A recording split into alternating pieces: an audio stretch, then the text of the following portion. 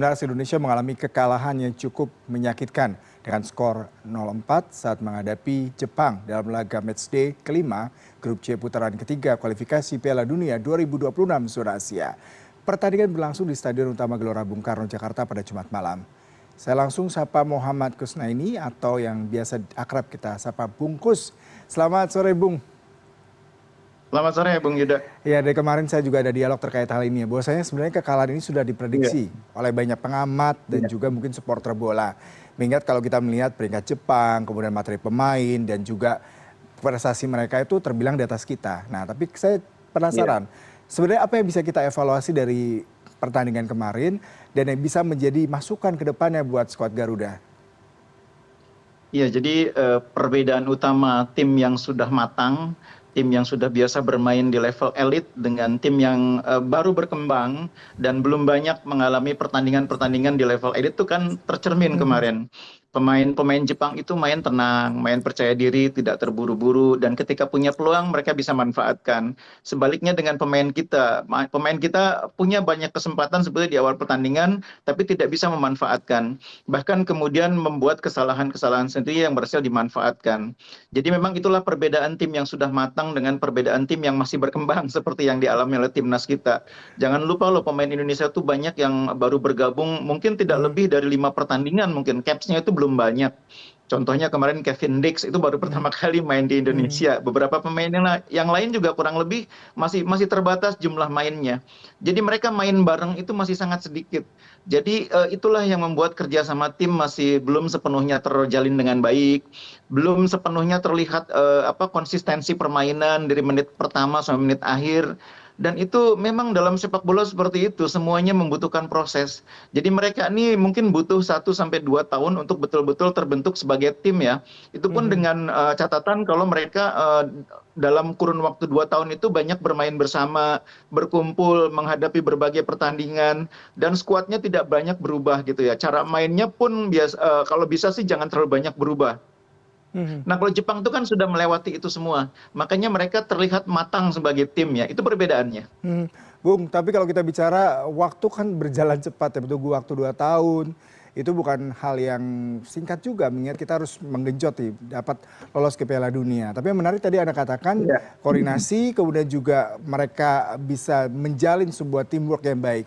Dengan banyaknya atlet naturalisasi berarti tidak jaminan ya Bung untuk meningkatkan performa terbaik mereka dan juga pelatih sepertinya juga cukup andil nih untuk melakukan strategi-strategi pada saat pertandingan tadi malam. Bagaimana Anda melihat hal itu?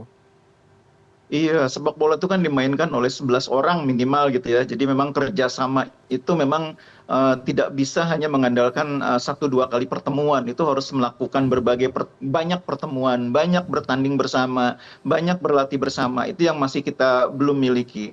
Tapi seperti yang kita sama-sama pahami bahwa memang sepak bola Indonesia kan sedang berproses ya, sedang berkembang, dan kita melihat progresnya itu ke arah yang baik. Sekarang ini kalau kita bicara hal yang praktis tentang peluang lolos ke Piala Dunia, itu saya pikir belum sepenuhnya tertutup ya. Meskipun kemarin kalah dari Jepang, nah kita sebetulnya masih punya 5 pertandingan lagi yang harus kita perjuangkan, yang sebetulnya masih memberi kesempatan bagi kita untuk lolos. Karena di antara 5 pertandingan yang akan kita jalani, kita masih punya 3 pertandingan home menghadapi lawan-lawan yang sangat mungkin bisa kita kalahkan. Tidak mustahil kita kalahkan. Kita bisa menang misalnya ketika menghadapi Arab Saudi nanti. Kita bisa menang menghadapi Bahrain, menghadapi China yang semuanya digelar di kandang. Nah, kalau 3 pertandingan home itu kita bisa menangkan, rupanya rasanya tidak ada hal yang mustahil. Kita masih bisa lolos ke putaran keempat ya. Meskipun kalau lolos langsung dari putaran ketiga ini kan memang sudah sangat berat ya. Tapi maju ke putaran keempat itu bukan hal yang mustahil. Kita memang akan sulit mengalahkan Jepang di kandangnya. Di kandang kita aja sulit, apalagi di kandang Jepang. Begitu juga kalau menghadapi Australia nanti di kandang Australia juga akan sulit.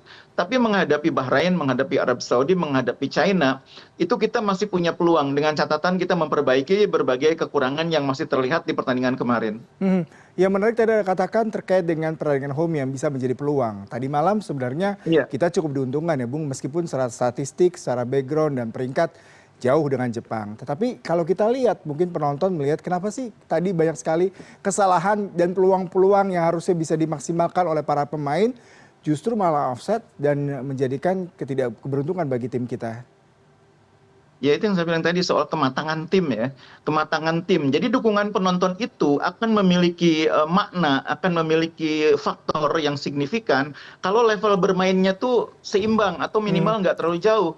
Tapi kalau level bermainnya jauh, biarpun penontonnya 200.000 juga mungkin tidak akan terlalu banyak mempengaruhi permainan. Jadi memang dukungan penonton sebagai pemain ke-12 penting, tapi ya tergantung level permainan 11 orang yang di lapangan menghadapi 11 lawannya.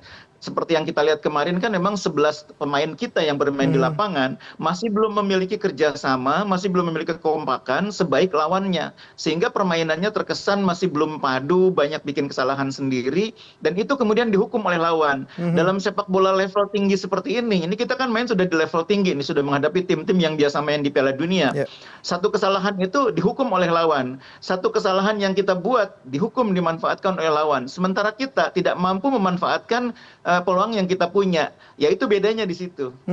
Baik, kalau kita coba melihat sedikit permainan tadi malam ya. Kalau kita lihat di lini tengah itu ada Motorele Haye dan juga Cho Aon ya.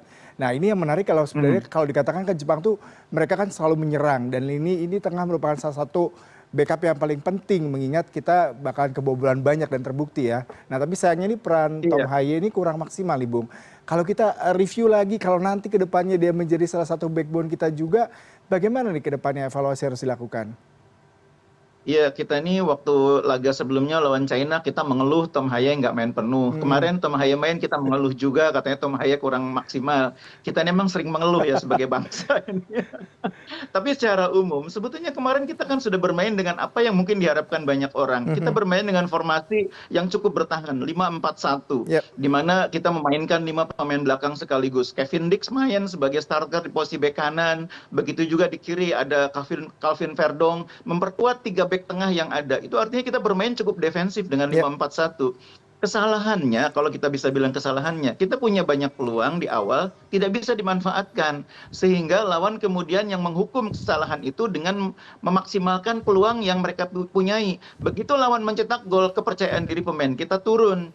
Bahkan akhirnya membuat 2 kesalahan sendiri yang berujung pada gol di akhir laga babak pertama dan gol di awal laga babak kedua. Itu yang dihukum oleh lawan. Mhm. Jadi balik lagi, ini semuanya soal kematangan, dan kematangan itu tidak bisa dibeli.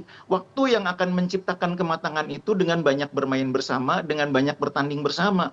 Makanya dalam sepak bola itu kita harus percaya proses. Tim Mhm. itu terbentuk melalui proses. Percaya proses itu yang penting ya. Tapi kalau kita evaluasi lagi misalkan penampilan Ragnar tadi malam nih, bisa dikatakan Iya, mengalami penurunan. Di menit ke-8 ia melewatkan peluang emas meskipun sudah iya. berhadapan langsung dengan kiper lawan Zioni Suzuki. Nah, apa yang harus dievaluasi dari Ragnar nih, Bung? Ya, semua pemain sebetulnya bukan hanya Ragnar. Rafa Mhm. Strijk juga kan punya peluang ya, tapi Mhm. tidak bisa dimanfaatkan. Kemampuan melakukan penyelesaian akhir dengan baik, karena memang menghadapi tim selevel Jepang, peluang kita nggak banyak. Begitu kita gagal Mhm. memanfaatkan peluang, nanti giliran lawan yang memanfaatkan peluang mereka dengan baik. Jepang itu kan kalau lihat semalam, itu jumlah peluangnya totalnya hanya 12. Yep. Tapi 4 jadi gol. Indonesia punya 8 peluang, 3 on target. Tapi tidak ada yang menjadi gol. Itu level perbedaannya tuh kan kelihatan di situ. Nah, ini akan menjadi semakin baik kalau tim ini nanti semakin berkembang dengan semakin sering bertanding, semakin banyak menghadapi lawan yang levelnya tinggi. Ini kan mungkin pertama kalinya dalam beberapa tahun kita menghadapi tim dengan peringkat FIFA cukup tinggi. Mhm. Jepang ini kan peringkat FIFA-nya tinggi sekali ya, jauh di atas kita. Sebelumnya kita kan main paling lawannya tim sekelas Curaçao, yang levelnya masih di atas kita tapi nggak terlalu jauh. Levelnya mungkin Bahrain gitu ya. Ini pertama kalinya kita main lawan Jepang yang levelnya itu jauh di atas kita. Bedanya tuh hampir 100 poin, 100 peringkat lebih. Jadi saya berharap masyarakat tidak juga bersikap a priori terhadap perjuangan para pemain di lapangan, karena menghadapi tim dengan peringkat jauh di atas kita itu memang sangat sulit, apalagi kita tim yang relatif sedang berkembang, baru main bersama seperti yang berkali-kali saya bilang. Jadi kita memahami kekalahan ini sebagai bagian dari proses belajar. Mhm. Memahami kekalahan sebagai proses belajar yang sebenarnya pahit juga ya, kalau kita lihat peluang-peluang yang hilang. Setiap kekalahan pasti pahit dong. Ya, Nggak ada terakhir kekalahan yang dibungkus nggak kalau pahit. kita melihat tadi Anda katakan di awal masih ada peluang nih Indonesia ke depannya. Lalu evaluasi tadi beberapa hal menarik dan ke depannya nih segera diimprove apa nih untuk melakukan langkah taktis supaya kita bisa tetap lolos ke Piala Dunia 2026? Iya, jadi Arab Saudi adalah tim yang berbeda dengan Jepang ya. Meskipun memang peringkatnya masih di atas kita, tapi kita di laga sebelumnya terbukti mampu menahan imbang mereka di pertandingan away. Jadi itu modal menurut saya. Dan yang kedua, yang paling penting sekali lagi evaluasi dari permainan menghadapi Jepang. Benahi kekurangan-kekurangan kemarin dan mau tidak mau saya pikir yang paling penting adalah memanfaatkan peluang yang kita dapat itu lebih baik lagi, lebih klinis kita dalam penyelesaian akhir. Dan tidak kalah penting di bagian akhir adalah penonton yang ada di GBK nanti tetap harus memberikan support yang maksimal kepada tim ini. Kita harus percaya bahwa mereka masih punya peluang, masih punya kemampuan untuk menciptakan sejarah lolos ke Piala Dunia. Menarik sekali perbincangannya meskipun kita kalah tadi malam tapi peluang dan kesempatan masih Iya, ada dan masih ada beberapa iya, pertandingan salah satunya di Indonesia yang bisa menjadi peluang baik buat kita untuk mendapatkan poin. Terima kasih untuk perbincangannya bungkus sore hari ini. Salam sehat selalu. iya. Salam sehat.